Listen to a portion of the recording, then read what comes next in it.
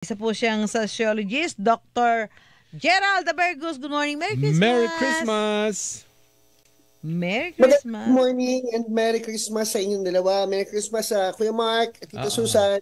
Anong handa dyan ngayon? Aba, Ay ngayon dito wala, pero kahapon talagang kami rito. Ang kahapon. hinahanap po this morning, sopas. Sopas ang gusto ko this morning. Oo nga Pwede dahil ako sa nakaluto weather. Ha? ng Yes. sopas. Ang gusto mo sopas, maraming gatas. Yes, tama. Ano ko Magandang yan? umaga sa Ako ay lahat. pagmamalaki ko yan. Perfect Oo. ko na yan. Ikaw ba ay isopas na di hotdog? Or Ayoko ng hotdog. sausage. Yung Sausage, hindi ako Vienna, hotdog. Vienna sausage. Kasi ang... Depende yun sa kung sa sausage o hotdog, basta sosyalin or hindi. Basta masarap, okay yun. Nako, bakit ba pinag-uusapan natin ay pagkain? Hindi naman yan ang topic. Hindi, may pagkain. Kasi minsan, di ba pa, ngayon po, Doc, ang Pasko parang na-associate Equals handa. ina-associate siya sa Handa. handa.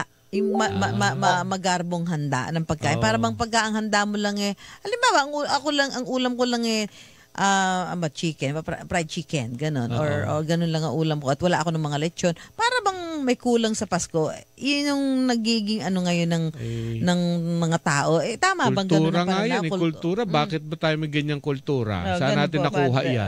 Doc. Na nga, nakikinig ako kanina ng interview niyo with Father. Sabi ko, parang nag-humili si Father. Tama nga, mag-ibisa na si Father pagkatapos.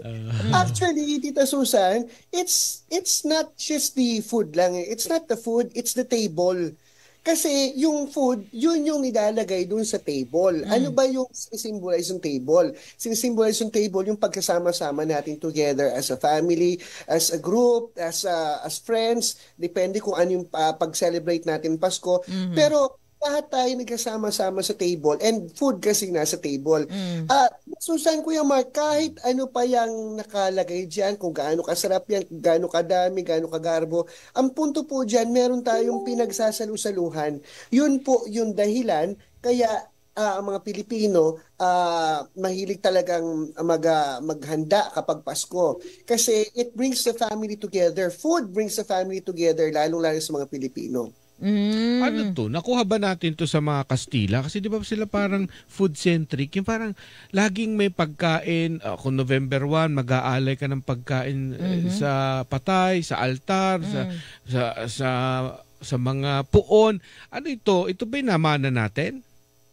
Yung paghahanda kasi ng food, yung magkakaroon ng food on the table, it takes time and love to do it. Yung kapag yung nagluluto yung isang person, nagluluto yun hindi lang para sa kanya, nagluluto yun para sa pamilya niya, para sa mga kaibigan niya. Ito yung pagbibigay ng oras sa kanila. Kaya, di ba sasabi nga, yung mga nagluluto, sila yung mga, sige, okay na kayo, makita ko lang kayo kumakain at masaya, parang busog na ako. That's actually true. Siguro nakakarinig dito si Tita Susan. Si Tita Susan mahilig magluto eh. Yung pagbibigay mo ng oras, yun yung regalo mo sa kanila. Sa tao. Kasama rin ang pagluluto kasi it's culinary arts. Ito yung way natin na pinapakita natin, binibigay natin yung kagalingan natin, yung kagustuhan natin na yung labor of love natin ay maibigay sa ating mga kaibigan at mga kamag-anak. Kaya lang nga, ano nga natin dito, Doc, parang sa paglipas ng panahon, ay naiiba. Yung parang nagiging ang nararamdaman ng iba pag sila ay kulang ang handa nila sa pagkainan. Kasi dumating na yung mga ham na yan. Saan magaling ang ham? Parang Kastila. Kastila ba yan? Mga kutsinilyo. Kaya, di ba? Kutsinilyo. Di ba? Kutsinilyo. Sa pangalan pa lang naman di ba? Parang Spanish. Lechon de leche. Kasi di ba, pag pumunta ka naman doon sa kanila, talagang parang pang-star na Noche Buena talaga nila, yung mga kutsinilyo. So ngayon, meat. Ngayon, pag wala kang gano'n, ang feeling mo, kawawa naman tayo. Wala man lang tayong ganong lechon. Kailan kaya nagiging ano na lang Kaya, yun ang wish. Kailan kaya tayo magkakalechon, ano? Di ba, Doc?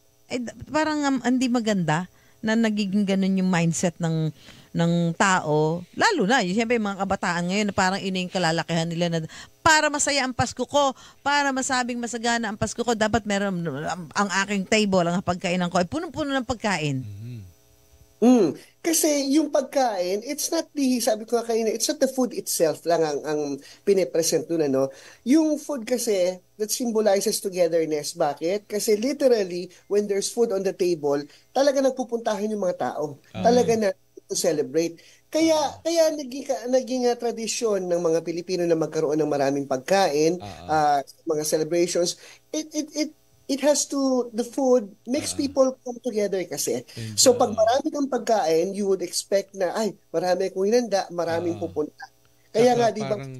Ano yan no? Yung parang you celebrate your bountiful harvest ng buong taon, no? Parang ganon. Oo, na parang pagpapasalamat din na itong 2024 na itawid natin ng maayos, ganyan. So let's celebrate, at ang pagkain naman talaga, ang sinisimbolo naman talaga niyan ay bountiful harvest, di ba? Yes, that's true. That's true. Kaya yung paghahanda ng maraming pagkain, totoo yun na apat-apat lang kayo pagkatapos napakarami ng binahanda. Okay lang yun kung may pupunta, kung may ini-invite na makakasama, that's actually good. Pero kung ganun nga na naghanda ka na napakarami pero ayaw mo share, hindi ka naman nag-i-invite, ay ibang usapan. Siguro yung mapapanish yan, takaw-tapon yan. Siguro sinasabi rin ni Susan ay syempre sa nakararami din, hindi naman din nila kaya kasi maghanda ng napakarami para sabihin nating nagsi-celebrate kami ng bountiful harvest. Kasi syempre may mga pamilya din na, 'di ba, talagang sinubok ng 2024. Tapos they feel bad na parang hindi sila makasunod sa kultura na tinutukoy natin ngayon, na you eat together, punuin ang lamesa, ganyan. Siguro ganon. Medyo naiiba ang kultura kung ang iyong lipunan hati. Meron talagang gutom na gutom, meron namang may puno ang lamesa. That is true, that is true. Kaya nga, isa rin sana sa maging tradisyon natin, sa idea na yun, yung maging tradisyon natin na kung tayo man ay maraming pagkain, magbigay din naman tayo. Ibig sabihin, ito nangyayari na to sa family namin. Ba't binanggit ko, dapat di nga binabanggit eh. Sa family namin, what we do is, we go around the metro pagkatapos kasama yung sabi mo namimigay kayo. Yes, ganun yun. It's not telling this to brag about this. Yes, hindi naman. Hindi. Pero it would give us an idea, yung mga nakikinig at nanonood sa atin, oo nga, kung marami nga tayong handa, siguro yung immediate community natin, mga kapitbahay, bigyan din natin ng hirapan natin lutuin, kasama ho sila sa ating celebration. Kumbaga nakabilang na, namamalengke ka pa lang, nakabilang na, kasi alam mo namang may sobra ka ngayon, di ba? Parang sobra ka ngayon. Ito na siguro yung pagkakataon na tinuturo kong sharing at charity sa mga anak ko. Ito, pagkakataon ko, Pasko, mamamalengke tayo anak ng medyo sobra. Kasi tapos mag-share tayo. Magtataka sila, diba? Magtataka sila. Dami-dami naman natin hinahanda. Konti-konti lang naman natin dito. Hindi natin ibigay na tradisyon. Hindi, anak, itong hinahanda natin, ibibigay din natin sa ating mga kapitbahay. Yun ang ating labor of love. Oo, tama. Ito yan kung gagawin natin. Kailangan talaga. Yun kasabagay, yun naman kasi ang tunay na diwa di ba? Yung pag-share mo, 'di ba? Pagbibigay sa kapwa mo, hindi yung yung parang kami lang, ito lang, kami lang maraming handa, tingin lang kayo diyan, 'di ba? Parang napakapangit ng ganung attitude. That's right. Again, food brings families, friends, people to the table. Kung hindi man sila makapunta sa atin, yung bountiful harvest natin, sabi nga, tayo naman din yung mag-extend ng ating mga kamay at pumunta sa kanila. Tama yung sabi ni Kuya Mark na yung iba hindi masyadong napaghandaan ang Pasko, ay tayo naman ang pumunta sa kanilang mga table at idagdag natin ang sarili natin sa pag-celebrate din po nila. Ano yun, di ba sabi mo nga, Mark, sabi din ni Mark nga kanina, pansin daw niya ngayon, parang yung mga restaurant, panay puno, halos puno. Hindi na Hindi na nagluluto siguro yung mga... nagluluto yung iba. Tapos meron na lang silang ibang way Oo. of sharing. Mag-share ng kanilang mga blessings.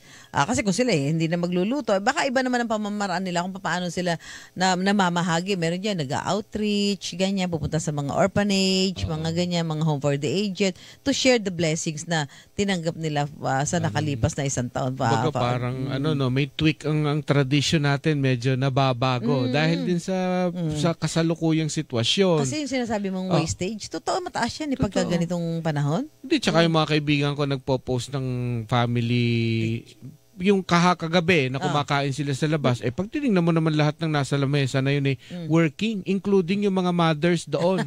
Sabi ko, kapatid niya kasi to, working mother. Mother working to ganyan. So ito working to, wala naman talagang lakas at enerhiya pang mamamalengke, magpapalambot ng baka, mga ganyan. Sabi ko nga, father tuloy, Doc, halimbawa, di ba, naghanda ka, 5 miyembro lang kayo ng pamilya. 5 lang kayo. Naghanda ka yung long table mo, puno ng pagkain. Meron kang lechon, meron kang spaghetti o pasta o kung ano. Dami-dami mo. May fried chicken, lahat ng handa. Dyan. Kung kayo naman 5, talagang kung hindi, kung ang ref ninyo maliit lang, sayang, masasayang yun, mapapanis lang yun So, paano mo? Di ba? So, yung saya ng paghahanda, yung madami na handa, masaya yun, okay yun Pero, Tita Susan, kapag naghanda kayo napakarami at wala namang kumain, sayang. Di ba hindi rin masaya? Di ba parang, ayan, ang dami nating hinanda, tapos nasayang lang. Kaya tang mali yung pag-iisip na ganun. Kaya, okay lang po. Okay lang na maghanda na madami kasi may panghanda Kasi Tita Susan, right now, may paghahanda, may income na iniimpok para sa paghahanda ng Pasko dahil nga yung idea na dapat sama-sama tayo ngayong Pasko. Ngayon, kung totoo rin na sabi ko yung Mark kanina na mga working naman tong people dito kasi nagbago rin ang ating ang ating ways ng paghanda ng pagkain. Dati puto, ngayon in-order lang natin. Hindi na tayo maalis sa bahay at dinideliver sa atin ng food. And that's good because it brings our economy together. It brings our economy, jobs to people na maraming kailangang magluto, maraming nababayaran, maraming nasusweldohan. Pati mga rider, delivery rider, buhay na buhay ang booking. O yun. So, again, it's okay na maghanda kung meron namang perang panghanda pero yung paghahanda yun, hindi sana ito yung way natin para magyabang na ito ang dami hinanda. Paparinig sa kapitbahay. May parating na yung lechon! Pero alam mo, wala pang social media. Parte na ng kultura yan. Yung mga pagpag na ganyan. Di ba, no? Sa mga probinsya dati nun yung sabi ko nga sa'yo, payabangan ng laman ng basket sa jeep pag galing lahat sa palengke. Di ba? Tapos ngayon, kung may handang lechon, paparinig pa. Dumating na ba yung lechon? Isang kutsa na nga yung mga gano'n. At ang minuto Padating ng lechon. Tapos, kakuha ka mamaya, di ba? Masaya. Ayun.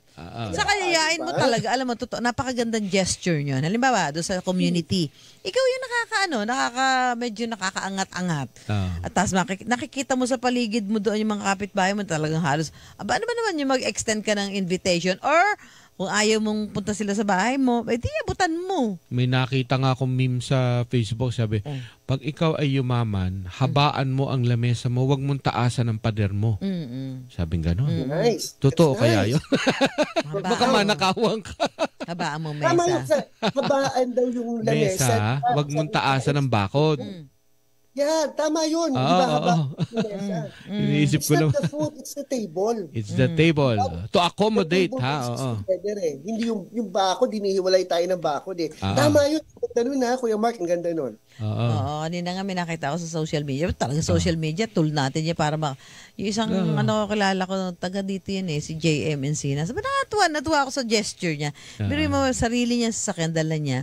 Meron siya madalang maliit na speaker. Tapos parang magra-random siya, puntahan sa mga barabarangay. Tapos pinapipila niya yung mga bata. Ano binibigay ni JM? Ang regalo. Oo. Wow. Nakakatuwa Si JM Encinas natin yan. Alam si JM, di ba? So, Dati yung sa Truth.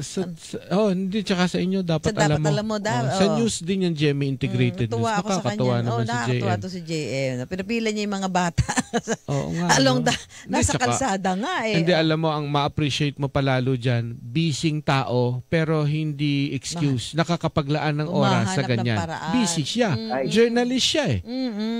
Pero gumagawa ng paraan. You give yourself to others talaga. So itong Doc, itong ginagawa natin, para wag ko kayong na parang malungkot at parang feeling mo magkawawang-kawawa kayo. Basta ito, ako talaga, pag ganito, ang ipagpapasalamat mo kung ang walang miyembro ng pamilya mo ang may karamdaman. Right. Yung walang, lahat kayo in the pink of health, di ba, Doc? Yun isang napakalaking bagay na ipagpapasalamat nyo. Tapos, hindi naman kayo nalilipasan ng gutom. Kayo may nakakakain ng tama sa oras. Kung hindi man maggarbo pagkain nyo, kumakain pa rin naman kayo. Ipagpapasalamat nyo pa rin yun. Right. Let's count our blessings. Count the blessings. Ng Kapaskuhan na Kapaskuhan is nasa dulo ng taon. So, sa dulo ng taon, para bang Pasko pa lang, nagre-reflect na tayo, nagre-recall na tayo kung ano nangyari sa atin ng 2024. At isa sa sana naging highlight natin ng 2024, yung Kapaskuhan. Yun naman kasi yung kadahilanan kung bakit naging special sa atin itong panahon na ito. Now, Tita Susan, kung wala nga tayong naihanda, okay lang yun, wala tayong maihanda dahil kulang ang pera natin, tayo lang, iilan lang kayo sa bahay nyo. Kayo naman ang bumisita doon sa inyong mga family and loved ones and friends. Pag alam mo may handa sila, ay pumunta naman kayo doon kasi masaya naman sila na nag-i-invite sila, na may bumibisita sa kanila, na may sumasabay sa kanilang fun and merriment. Alam mo, pagka inimbita ka, pumunta ka, lalo sabi, nagluto ako. Kasi alam mo yung pagluluto, labor of love yun. Yes. Alam mo siguro. Naalala ko tuloy bigla. Yung 3 manok na yun. Kaya nga Nilalaro. Kaya nga, Kuya Mark, alam mo ba, Kuya Mark, guilty ako kapag nagpo-post si Tita Susan ng again sopas, pagkatapos hindi ako makapunta, yung sino gusto ng sopas? Alam mo, Father, tuloy. Ito. Ako talaga yung pagmamalaki ko yung sopas ko eh. Pag ikaw gusto mo talaga, sabihin mo lang sa akin, pagluluto kita, pumunta ka. Puro ka press release eh. Dapat pumunta. Dapat pumunta. Kasi pag luluto kita, hindi ka naman dumating. O di gano'n na uli sasabihin mo. Nakita ko nag-post ka ng sopas. Ay, paano mo matitikman? Hindi ka pumunta. Hindi ba kayang ipa-courier? Hindi masarap na. Malulubsak ang noodles. Sagana sa sahog yun. Meron yung atay ng manok. May sausage yun. May itlog. Ay maraming gatas yun. Ikaw na lang ang wala. Interviewin ko naman si Tita Susan. Tita Susan, bakit ganun? Gumagawa ka ng napakalaking kaldero ng sopas. Dami-dami yun. Konti lang naman kayo sa marami kami sa farm. Akala mo lang yung marami kami. Marami kami yung isang ganun. Lang yun, mga good for 2 serving lang yun. Yes, see? That's it.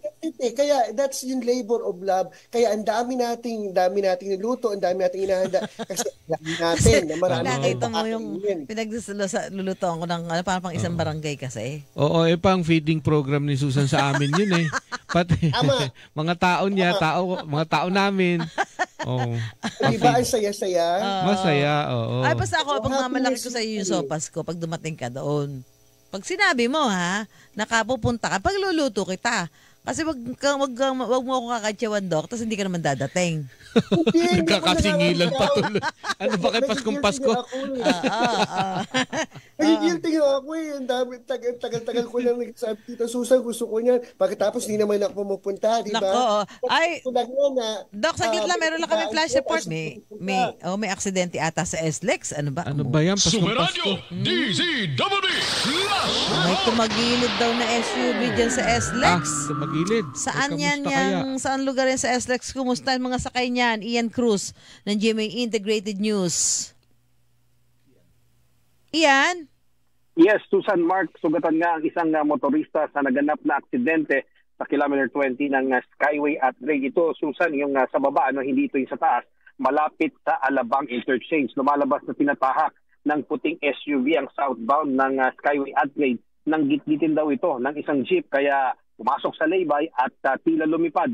Patagilid itong bumagsak sa northbound at nahagip naman ang isang kotse na TNVS. Nakita natin na Susan na may sugat sa likod at mga galos yung driver ng SUV at ayon naman sa sakay nga nung Grab na yan ng kotse ay nakagitgitan nga daw ng jeep ang SUV kaya ito na aksidente. At ayon naman sa driver ng TNVS, nagulat na lamang sila sa nangyari nung makita nga na lumipad mula dun sa kabilang direksyon yung nasabing SUV. At tumanggi naman yung mga taga Skyway na magpa-interview sa atin pero agad ngang dumating yung kanilang tow truck at yung team nila para linisan yung area ng aksidente. At isang ambulansya rin na agad na dumating kaya nadala na sa paggamutan ang SUV driver. At kanina Susan ay lagpas ng Alabang Viaduct yung mabagal na daloy ng sasakyan sa northbound ng Skyway at Grade dahil nga dyan sa nangyaring aksidente. Pero habang dahil nga na-tow na itong sasakyan ay inaasahan natin na unti-unti na rin bibilis yung daloy ng trapiko sa bahaging yon. At Susan, paalala na rin natin sa ating mga motorista, napakalakas pa rin ng pagulan, kaya doble ingat sana. Ako si Ian Cruz ng GMA Integrated News, nagulat para sa Super Radio, DZWB, dapat totoo. Super Radio, DZWB, Last Report! Ayan, magpapaalam na ba tayo kay Doc Gerald? Doc Abergos? Ay, Oo, di paano? Merry Christmas! Merry Christmas, Doc Gerald Abergos. isang ano rin po sa lahat ng mga nagtatrabaho ngayong Kapaskuhan na wala sa mga families at salamat sa inyong serbisyo katulad niyan sa flash report natin na nandyan pa rin sila to help people. Maraming salamat at Happy New Year at Merry Christmas sa inyong lahat at thank you very much at kayo ang kasalo ko ngayong umaga ng Pasko. Salamat. Salamat, Dr. Gerald Abergos, sa pang sociologist. Ayan, Merry Christmas. Babalik kami! 10:53 na. Usap tayo. Super Kwentuhan with Mark and Susan.